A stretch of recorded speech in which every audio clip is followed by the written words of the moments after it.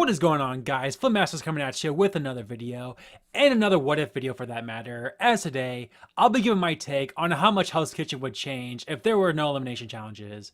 Because obviously a big discussion point among HK fans is how much challenge eliminations should play a factor in the overall eliminations, or if there should be any at all. So today I figured it would be interesting to give my take on how the challenge eliminated chef would have done had it been a golden era type season where there was simply no challenge eliminations. So with that said, let's get right on into it. And I really don't like to consider this one, but it is the first ever challenge elimination, with that being Jessica in season 1, eliminated due to the final 3 loved ones ranking her dish as the worst.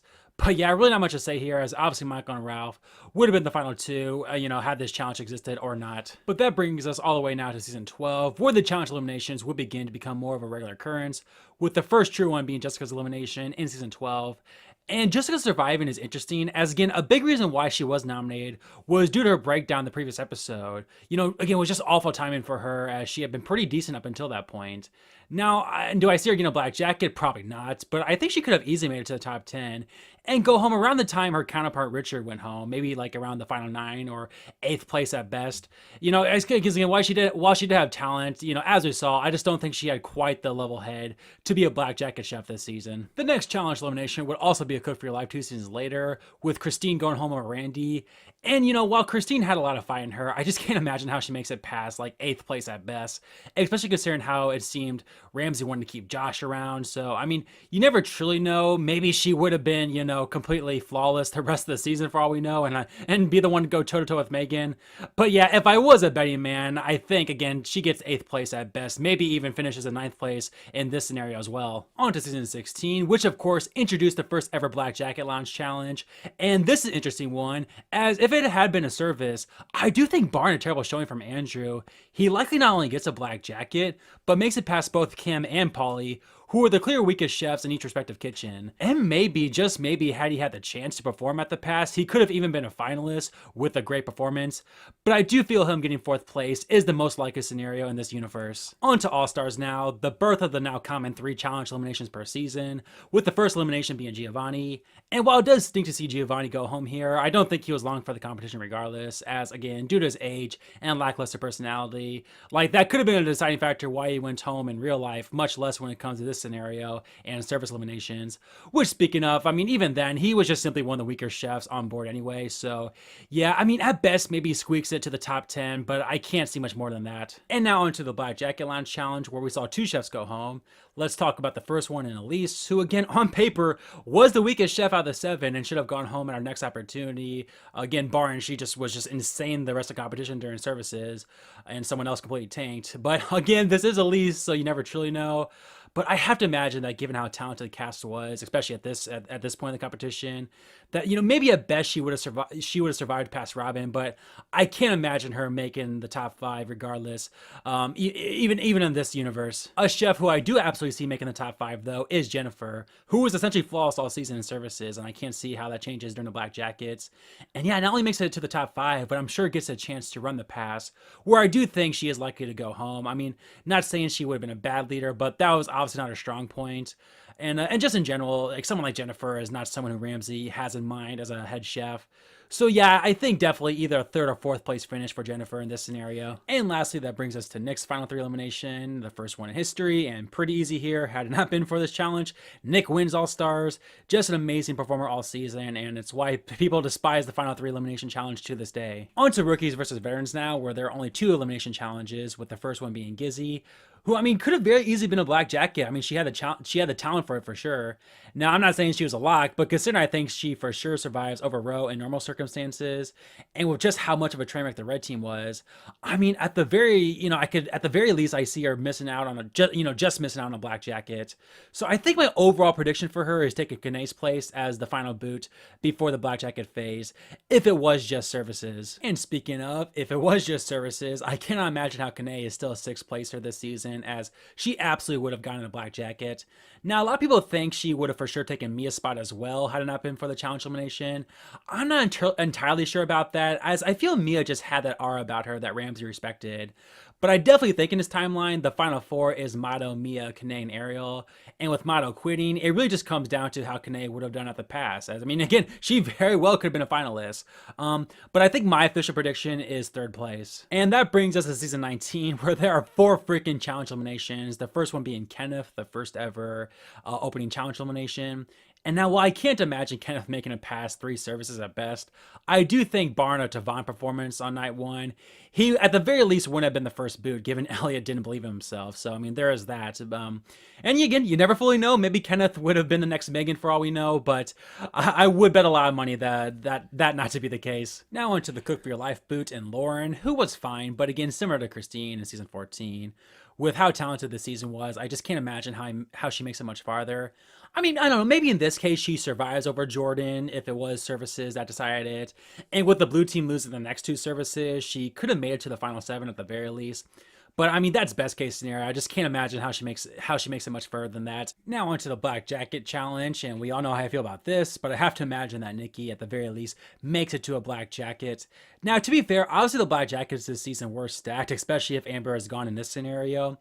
And it could have taken one small mistake to send the inexperienced Nikki home. And I do think that is my final prediction for her, a 5th place finish. But regardless, man, that feels so much better than her not getting a black jacket whatsoever in the real timeline. And finally, the final 3 elimination challenge, where I'm sure Ramsay would have based his decision on the final 4 pass run. And I do think Declan would have made it over Cody and Mary Lou. But I just can't imagine him beating Corey at the end. So while I know a lot of people think Declan would have won this season without this twist, I personally think he finishes as the runner-up. On to Young Guns now, where Ava was the opening challenge elimination boot. And the best I can say about her is I'm sure she wouldn't have been the first boot over Matthew, and for that matter, the second boot, given that was Chicken Gate. But yeah, she just seemed like the clear weak link within the red team, and I have to imagine she's either the 3rd or 4th boot this season. As far as the Cook for Your Life elimination, I would have been interested to see how far Kiana would have gone, as she had a ton of potential. But with how stacked this cast was, I can't see her making it much farther than her 11th place finish in real life.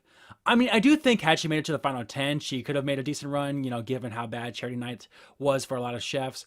But, I mean, realistically, at best, I see a 9th or 8th place finish. For the Black Jacket Challenge, we see Emily and Antonio go home, and I don't think much of anything changes if it was services. In fact, I think those 2 are the next 2 boots, regardless, as they were the clear weak links at that point. I mean, I know Brain could have had her moments here and there, and Steve was also beginning to be on thin ice, but I think the final 5 were always going to be the Black Jackets this season. And the only thing I really see changing is the placements between Antonio and Emily. And as far as the final 3 challenge elimination, this is interesting, as on paper you would think that Trenton would have been the second boot along with Bryn after his final 4 pass run when he had a complete brain fart with the tuna incident. However, I feel this was just simply Trenton's season, as Ramsay saw so much in him, and Kaya didn't do ourselves any favors with her breakdowns during the late game. So while some people may disagree, I still think Kaya is the final boot on Young Guns, even without the final 3 challenge. For Battle of the Ages, there was no opening elimination challenge boot, but the person who was almost the opening elimination challenge boot was the Cook for Your Life boot in Ileana. And honestly, I think she's still the next to go, even without this challenge. Maybe at best she would have made it like another round or 2, had the red team continue to win. But yeah, Ileana was on so much thin ice at that point, it wasn't even funny. So while it would have been cool to see an underdog run from her, I just can't imagine it. For the Black Jacket boots in Sakari and Tara, while I think Tara still goes home around this spot, given, her just missing on the Black Jacket would have been fitting for her story, given she was a villain of the season, and just simply one of the weaker chefs in the 7. I'm very interested in Sakari, not in just how he would have done, but like I imagine if services indeed decide the Black Jacket, Alejandro is likely one of those 2 boots, as he was on thin ice at that point, and thus I think he and Tara are the 6th and 7th place finishers in this scenario, in my opinion. But as far as Sakari, I have to imagine he at least makes it to the final 4, given Cheyenne's meltdown, and as we saw, was proven to be a good leader during the Cherry Night. So you know what? I'm going for my first true out there pick in this video, as I think Sakari would have been a finalist this season, losing to Alex, had it not been for the Black Jacket Lounge Challenge. And speaking of Alejandro and a losing finalist, that's exactly where I see Alejandro finishing, had it not been for the final 3 challenge, as while his past run was better than Daphne's, I just cannot see how he beats Alex. On to the American Dream, and we're first talking about the Cook for Your Life boot in Devon. And again, maybe at best he squeaks his way past a couple rounds over the likes of Sandra and Otoya, but I just cannot imagine how he makes it farther than like ninth place or so. Again, barring he out of nowhere becomes perfect for a massive stretch of episodes. We now have the Black Jacket Lounge boot and Jason, and yeah, again, barring he is perfect during the final 7 service, either that or one of the other 6 chefs pulls Anelka. I imagine Jason is still the 7th place finisher in this scenario. I mean, that's the thing. Part of what makes his elimination in real life so perfect is due to just how much of an outlier he was compared to the other 6 chefs.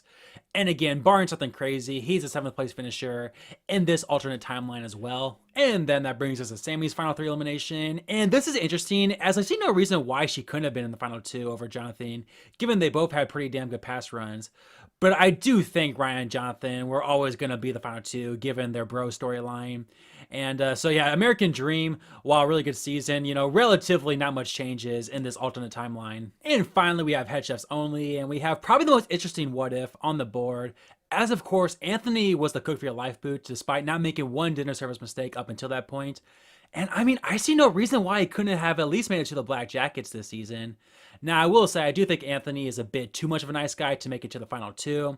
But it's generally insane how one little mistake, well, maybe not one little mistake, but it's generally insane how one mistake is the difference between Anthony possibly having a final 4 run to not even making it to the top 10. We go from a very interesting what if to a very basic one, as similar to Jason the previous season, Amanda was so clearly the weakest link within the final 6 that even during the Black Jacket Lounge challenge, other chefs were hoping she would make it over Egypt for less competition.